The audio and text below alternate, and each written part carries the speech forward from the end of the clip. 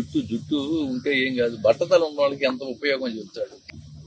తలను నిరాశడు తగులాట ఉండదు, క్షౌరశాలకు వెళ్ళు కర్మ లేదు.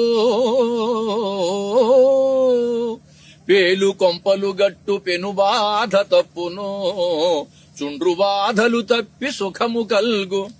పెళ్ళాము కోపాన పెనుగులాడెడు వేళ, జుట్టింత దొరకదు పట్టుకొనగా. అద్దము దువ్వెనల అవసరమే లేదు, పరవనితలు వెంట పడుట కల్ల. కడకు కుంకుడు సీకాయ ఖర్చు మిగులు, తలకు స్నానంబు చేయుట సులభమౌను.